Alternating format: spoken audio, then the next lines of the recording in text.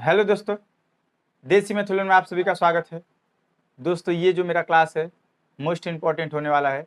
ये 6वां नंबर का क्लास है और ये जो क्लास होगा ना, थोड़ा हम ये लेके आए ना, जितने भी प्रश्न लेके आए ना सब इजी ही प्रश्न लेके आए हैं। मानो आज का भी जो मेरा क्लास होगा वो भी इजी आएगा, जो कल का मेरा क्लास होगा वो भी इजी प्रश्न आएगा। 2 क्लास हम इजी देंगे, इसलिए देना चाहते हैं क्योंकि आप लोग को भली बात पता है कि इजी भी प्रश्न ऐसे आते हैं जो बहुत सारे बच्चे छोड़ देते हैं ना। तो हम देखिए हमेशा एक चीज बताते हैं, अगर आप कोई एग्जाम में ना इतना प्रश्न देता है ना आपको करने के लिए कि आपका एग्जाम क्वालिफाई हो जाए, पर क्या होता है ना, इजी तो छोड़ते ही हैं बच्चे और साथ में कठिन भी छोड़ देते हैं, इसीलिए वो उनका मार्क्स कम हो जाता है, नंबर कम हो जाता है।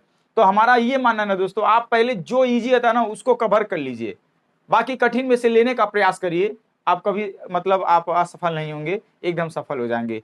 फिर भी कोई बात नहीं दोस्तों, अब आपसे बता दिए कि हम जो भी लेके आए क्वेश्चन सब इजी लेके आए। और अगर मेरा क्लास अगर आप नहीं देखें, कोई भी 1 2 3 4 नंबर का 5 नंबर का, तो हम लिंक डिस्क्रिप्शन में दे दिए, आप देख लीजिएगा, बात समझिएगा। अच्छे अच्छे क्वेश्चन का लेवल का करा रहे हैं जो एग्जाम में बार बार पूछे जाते हैं। चलिए दोस्तों, बिना बात के क्वेश्चन को आपकी स्क्रीन पे दिख ही रहा होगा। 4 संख्या 3 संबंधी 5 संबंधी 4 संबंधी 3 5 4 7 के अनुपात में है। यदि बड़ी संख्या 140 है तो दूसरी बड़ी संख्या ज्ञात करें। ये देखिए, दूसरी बड़ी संख्या आपसे पूछा है, अगर बड़ी संख्या 140 है तो दूसरी बड़ी संख्या बताएं। ये अनुपात का क्वेश्चन है, आप कभी भी ऐसा प्रश्न आएगा। क्या दिया है? 4 संख्या 3 संबंधी 5 संबंधी और 4 संबंधी 7 के अनुपात में है, इतने के अनुपात में। और कह रहा है दोस्तों ना कि सबसे बड़ी संख्या क्या है? 140 है। सबसे बड़ी संख्या क्या है दोस्तों? 140 है। तो आप हमें ईमानदारी से बताएं, कभी भी ऐसा प्रश्न आता है तो देखिए इसमें से सबसे बड़ी संख्या कौन है, तो आपको पता चलेगा 7 है। इसमें सबसे बड़ा अनुपात कौन है? 7 है। यानी यहाँ पे बड़ा अनुपात क्या है? 7 दिया और बड़े का मान क्या दिया? 140। तो यानी 7 बराबर 144। दोस्तों हमेशा एक बराबर मान निकालने के लिए ऐसे करते भाग देते हैं, इसका भाग इसमें देते हैं। तो 7 दूना 14 और 1 0, यानी 1 बराबर क्या आ जाएगा? 20 आ जाएगा। आपसे पूछा है दूसरी सबसे बड़ी संख्या बताएं, यानी आप बताइए 3 5 4 7 में सबसे बड़ी संख्या यह है, उससे छोटी संख्या कौन है? यानी 5 है, यानी ये दूसरी सबसे बड़ी संख्या 5 है। तो 1 बराबर 20 दोस्तों, तो 5 बराबर 20 पंचे 100 आंसर आ जाएगा दोस्तों। क्या आ जाएगा? 100 आंसर आ जाएगा। जो भी प्रश्न लेके आए हैं, बात मान लीजिएगा, मोस्ट इंपॉर्टेंट है, आप करिएगा, आप एक एक प्रश्न करिएगा, ठीक है? आप एक एक प्रश्न काम करिएगा। अगला क्वेश्चन आपकी स्क्रीन पे देता है, इसे लगाने का प्रयास करें, ठीक है? अगला क्वेश्चन आपकी स्क्रीन पे देता है, उसे लगाने का आप प्रयास करें। आपको हम समय देते हैं ना, आप हमें बस आप बताते ही नहीं है दोस्तों कि आप कितना क्वेश्चन किए हैं। जरूर आप हमें बताएं कि आप मेरे 10 में से कितने प्रश्न सही हुए हैं, ठीक है? हम कैसे जानेंगे आपकी कैपेसिटी, मतलब कहाँ तक है या कहाँ तक आप पढ़ रहे हैं, कैसे पढ़ रहे हैं। देखिए 5000 की धनराशि 20% वार्षिक चक्रवृद्धि ब्याज की दर से 2 वर्ष का ब्याज कितना होगा? आपसे 5000 का धनराशि है, मतलब मूलधन है, और 20% वार्षिक दर है और 2 साल का आपसे ब्याज पूछ रहा है। हम देखिए कह रहे हैं ना, एकदम इजी ही प्रश्न लेके आए, कम से कम मजा आता है यार, कर लीजिए इजी भी प्रश्न, अगर आपको लगता है तो मजा आ जाएगा पहले, ठीक है? तो मान लीजिएगा इस ध्यान में कभी ऐसा प्रश्न आएगा ना, नोट करिएगा, मूलधन कितना दिया है? 5000 दिया है, और दर कितना दिया है दोस्तों? दर दिया है जो 20% दिया है, 20%, और टाइम कितना दिया है? 2 वर्ष दिया है। एक चीज हम आपको हमेशा बताते हैं दोस्तों, कोई भी ऐसा सवाल आएगा ना, कोई भी ऐसा सवाल आएगा तो आप पहले सबसे पहले जानते क्या करिएगा? सबसे पहले इसको भिन्न में कन्वर्ट करिएगा। सब अब एक और तरीका बताते हैं, इसको भिन्न में कन्वर्ट करिएगा। तो भिन्न में कन्वर्ट करने के लिए क्या करते हैं? परसेंटेज नीचे लगता है और 20 से करना 20 और 20 पंचे 100, ये हो गया ना दोस्तों। तो ये होता है ना कि मान लीजिएगा कि मूलधन 5 है, तो आपको रेशियो बनाना है, मूलधन और मिश्रधन और ब्याज का रेशियो बनाना है। तो कैसे निकलता है रेशियो? ये नीचे वाला हमेशा मूलधन होता है। तो आप बताइए, मान लीजिए बैंक में 5 रुपया जमा किए, 1 रुपया ब्याज बढ़ेगा, तो मिश्रधन कितना होगा? 6 रुपया होगा ना, यानी पी और ए का अनुपात बना रहे हैं। अब देखिए टाइम कितनी बार है, तो टाइम 2 बार दिया ना, तो एक बार और इसे लिख दीजिए, एक बार और लिख दीजिए। अब लिखने के बाद आप गुणा कर दीजिएगा, 5 5 25 और 6 का 36। बात समझ रहे ना? तो ये जो अनुपात मिलता है ना दोस्तों, ये मूलधन और मिश्रधन का अनुपात मिलता है। एक आपको अनुपात और मिल जाता है ब्याज का, तो मजा आ जाता है। वो ब्याज का अनुपात कैसे मिलेगा? ये मिश्रधन में से मूलधन को दोस्तों घटाएंगे, ये पी है और ये है, और फिर यहाँ पे सी आई माने चक्रवृद्धि ब्याज मिल जाएगा। तो 36 में से 25 को घटाएंगे, कितना बचेगा? 9 बचेगा। तो ये दोस्तों जानते क्या आया? ये ब्याज आया है। अब आपको कुछ नहीं करना है, देखना है कि आपको डेटा क्या दिया है। तो यहाँ पे मूलधन दिया ना, इन तीनों डेटा में से कोई एक डेटा दिया रहेगा तो आप उसके बराबर रख दीजिएगा। जैसे हम रखेंगे यहाँ पे मूलधन कितना है? 25, यहाँ पे अनुपात में मूलधन 25 और रियल में कितना दिया है? 5000। 25 बराबर 5000, तो 1 बराबर मान निकालने के लिए इसे भाग दीजिए, 25 दूना 50, 1 बराबर 200 आ जाएगा दोस्तों। आपसे पूछा है क्या? आपसे पूछा हमें ब्याज ज्ञात कीजिए, तो ब्याज का अनुपात 9 मिला है, 9 से गुणा कर देंगे। 9 दूना 18 00, 1800 आंसर आ जाएगा। क्या आप नहीं समझ पा रहे हैं? इस प्रकार से कर सकते हैं। अच्छा अब सब मान लीजिए आपको सिंपल ही सवाल चक्रवृद्धि ब्याज पूछ रहा है ना, एक फार्मूला हम डायरेक्ट आपको बता रहे हैं। ऐसा कभी सवाल आएगा मूलधन और दर 20% रहेगा तो 120/100 कर दीजिएगा, और 5% रहेगा तो 105/100 कर दीजिएगा। टाइम जितनी बार रहेगा उतनी बार आपको यहाँ लिखना है। 2 बार है तो हमने 2 बार लिख दिया।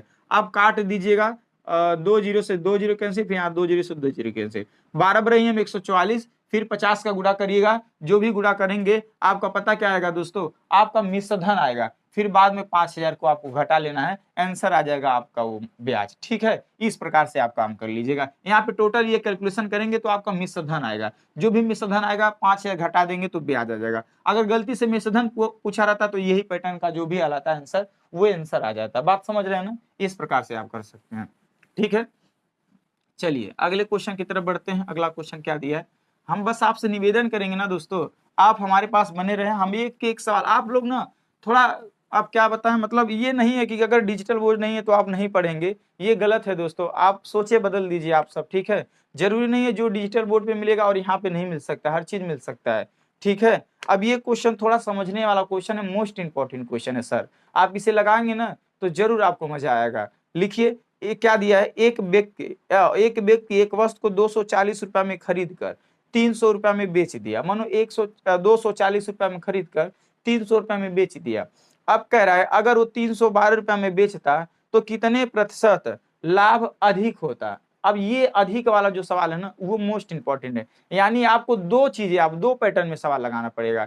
एक पैटर्न का जो लाभ ले लीजिए, एक विक्रय का लाभ ले लीजिए, फिर दूसरे विक्रय का लाभ ले लीजिए, फिर चेक करिए कितना % अधिक लाभ मिल रहा है दूसरा विक्रय मूल्य पर। ठीक है, यही सवाल है, आपको इंपॉर्टेंट सवाल है। ठीक है, ऐसा सवाल ज्ञात करने के लिए मान लीजिएगा क्रय मूल्य कितना दिया है, 240 रुपए। तो पहले हम लाभ, पहला फर्स्ट लाभ ज्ञात करने के लिए हम क्या करेंगे, मान लीजिएगा ये दोस्तों सीपी है और एसपी हमारा दिया है 300 रुपया, यानी क्रय मूल्य और विक्रय मूल्य। तो लाभ है, आप हानि परसेंटेज ज्ञात करने के लिए आप क्या करते हैं, देखते हैं मेरा लाभ कितना हुआ। तो यहाँ लाभ देखेंगे 60 रुपए का लाभ होगा।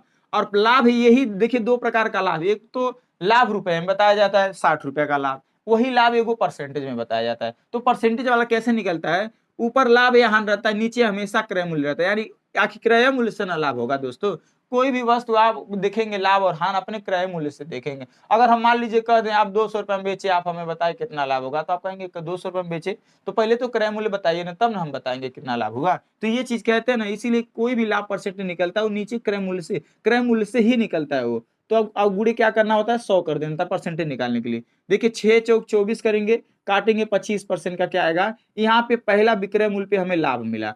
अब कह रहा है अगर नहीं, अगर यह 240 रुपया को, अगर यही 240 रुपया को अगर ये 312 रुपया में अगर सेलिंग प्राइस किया होता, बेचा होता, तो कितने % अधिक लाभ मिलता है। तो सबसे पहले इस पे हम लाभ ज्ञात कर लें। अब यहाँ लाभ कितना हो रहा है देखिएगा, 72 रुपया ज्यादा मिल रहा है। कहां से, 240 रुपया से, और गुड़े 100 कर दीजिएगा दोस्तों, आपको मिलेगा 24 तिया 72 और 1 जीरो से 1 जीरो कैंसिल, आ जाएगा 30% लाभ। क्या आएगा, 30% लाभ आएगा। आप हमें बताएं, आपसे ये नहीं पूछा कि 312 रुपए में बेचता तो कितना लाभ होता है, आपसे पूछता है कितने % अधिक लाभ होता है। तो पहले 25% लाभ होता था, अब 30% लाभ होगा। तो दोस्तों आप खुदे जान जाएंगे, खुदे जा जाएंगे, 25 से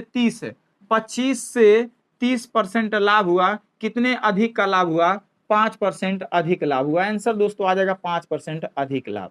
ठीक है, 5% अधिक लाभ। कितना अच्छा क्वेश्चन दिया था, आप नहीं कर पाएंगे, जरूर कर लेंगे सर, आप ईमानदारी से कर लेंगे, कोई दिक्कत नहीं होगा आपको करने में।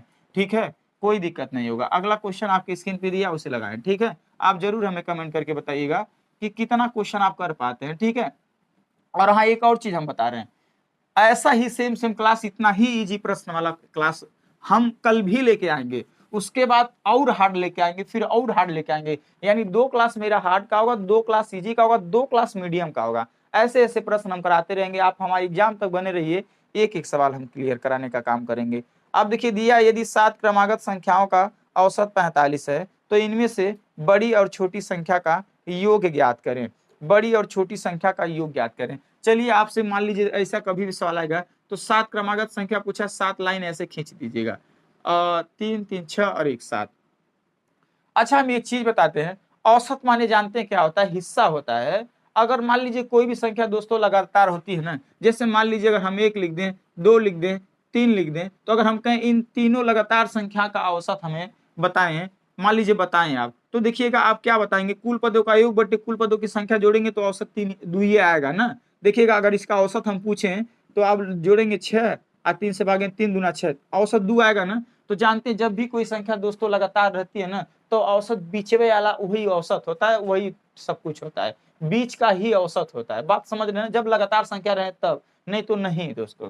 ठीक, तो यही चीज है। अब आपको मान लीजिए एक तौर पे अगर मान लीजिए अब आप समझ गए ना, तो यानी औसत कितना दिया है, औसत 45 दिया है ना, औसत जो दिया है दोस्तों वो 45 दिया है, औसत दिया 45, यानी हम बीचवा में क्या रख देंगे, 45 रख देंगे, यानी बीचवा में संख्या क्या रख देंगे, 45 रख देंगे। बस अब क्या करना है, संख्या लगातार न थी, संख्या लगातार थी तो 45 के बाद क्या आएगा दोस्तों, 46 आएगा, 46 के बाद क्या आएगा, 47, 47 के बाद क्या आएगा, 48 आएगा, इसके पहले क्या आएगा दोस्तों, 44 आएगा, इसके पहले क्या आएगा, 43 आएगा, इसके पहले क्या आएगा, 42 आएगा। लगातार संख्या ऐसी तो नहीं ना विषम संख्या, थोड़ा एक बार देख लें, नहीं क्रमागत संख्या। ठीक है, अब आपसे पूछ रहा है सबसे बड़ी और सबसे छोटी संख्या का योग ज्ञात करें, तो आप बताइए 42 आप प्लस 48 को जोड़ेंगे तो कितना होगा, 4 4 8 और 1 90, मतलब 90 नहीं हो जाएगा आंसर, 90 नहीं हो जाएगा। इस प्रकार से दोस्तों आप कर सकते हैं, कोई दिक्कत नहीं होगा। कर नहीं आपको समझ में आया, खुदे बताइए दोस्तों। बीचवा में जो होता है वो औसतव होता है,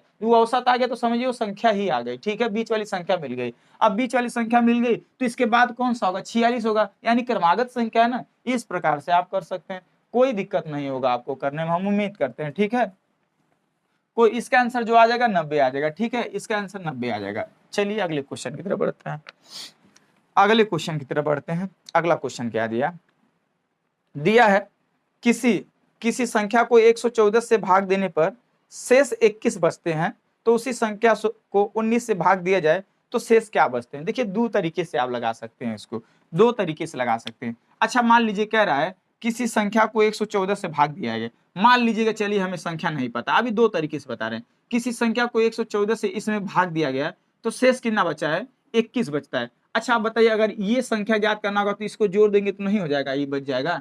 अच्छा कह रहे कहाँ जोड़ेंगे, थोड़ा सा दिमाग लगाइए, थोड़ा सा दिमाग लगाइए। मान लीजिए 7 में हम 3 का भाग दे रहे हैं, 3 दूना 6, एक शेष बच रहा है, एक क्या बच रहा है, शेष बच रहा है।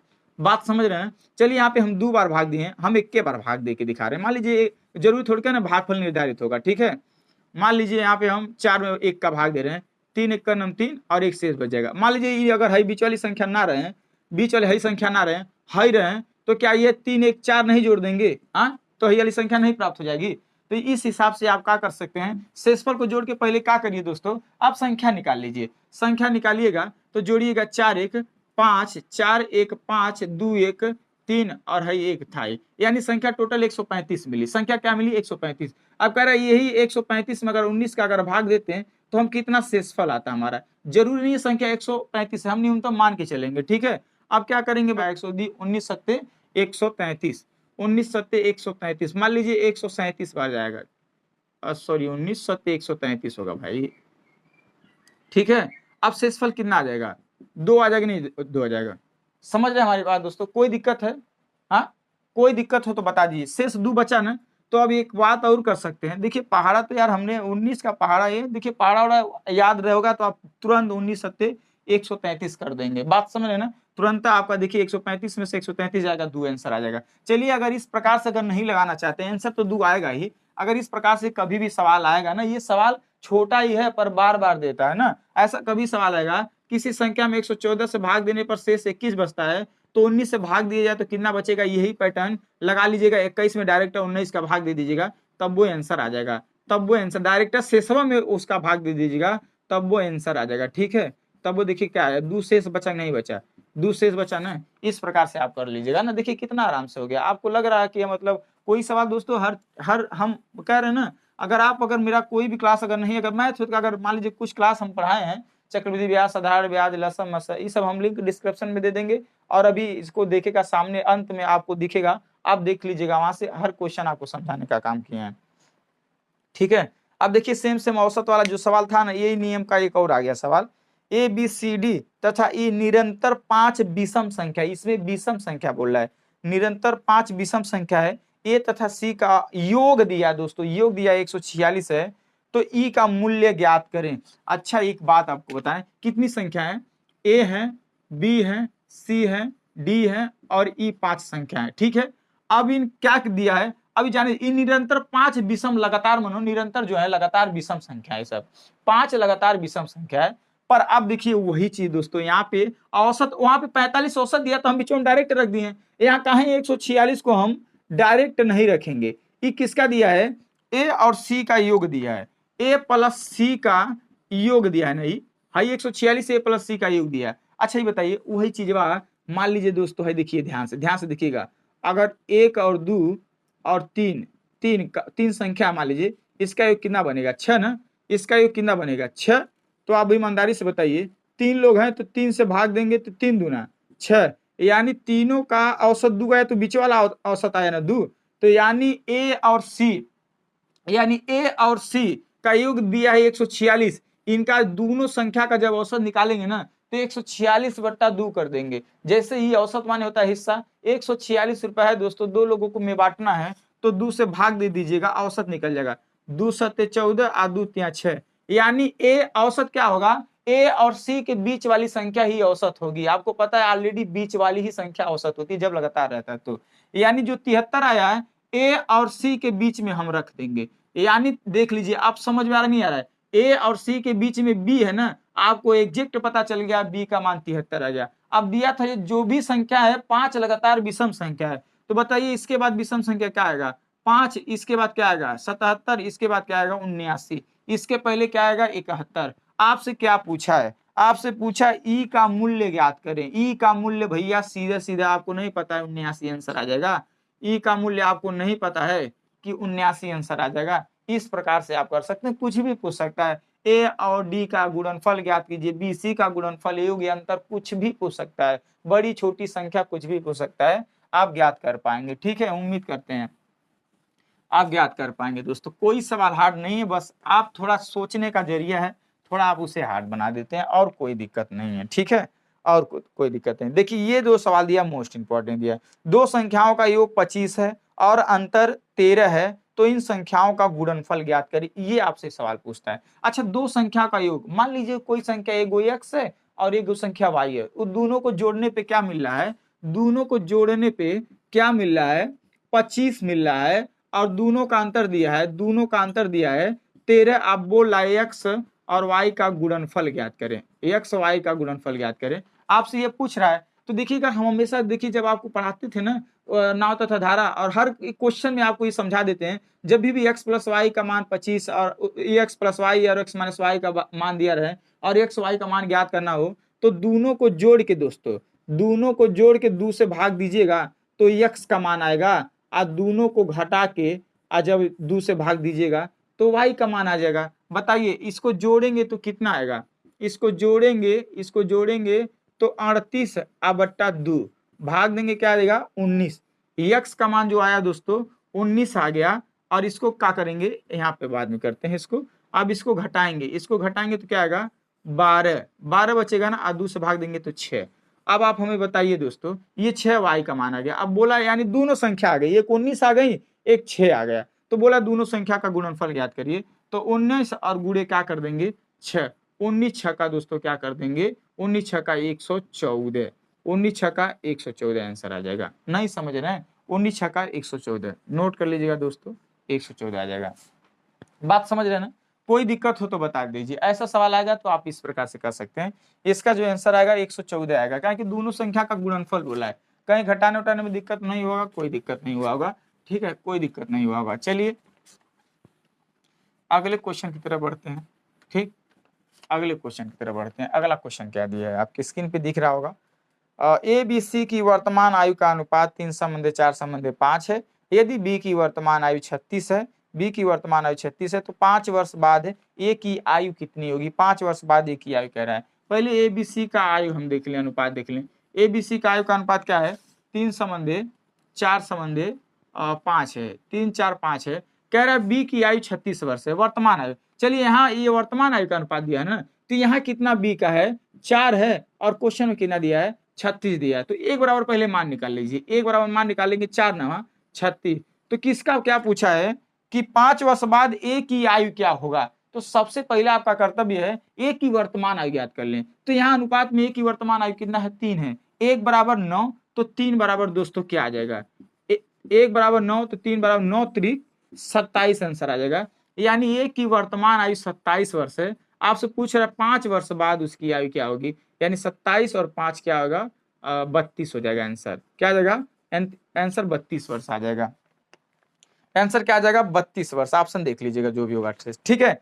क्या कोई दिक्कत है इसमें आपको समझने में, कहीं कोई बी का ही नहीं दिया था, कोई दिक्कत तो हमने नहीं किया, कोई दिक्कत नहीं किया। यहाँ बी का 4 था, यहाँ रियल में 36, 4 बराबर 36 एक बराबरी कर लिया। ये तो आसान क्वेश्चन है, तो कुछ क्वेश्चन आसान भी पढ़ना जरूरी होता है। हम बार बार यही कहते हैं कि अगर आप कोई एग्जाम में आप आसान प्रश्न ना छोड़ के आए, अगर एग्जाम में आसान प्रश्न ना छोड़ के आए तो आपका एग्जाम निकल जाएगा। आप लोग तो आसान ही प्रश्न छोड़ते भी हैं और साथ में कठिन भी प्रश्न छोड़ देते हैं, वहीं से आपका नंबर कम हो जाता है। नहीं तो एग्जाम में इतने ही इजी प्रश्न आते हैं जो आपका एग्जाम क्वालिफाई कर जाएगा, ठीक है। पर क्या है ना, आप उस चीज को समझते नहीं हैं।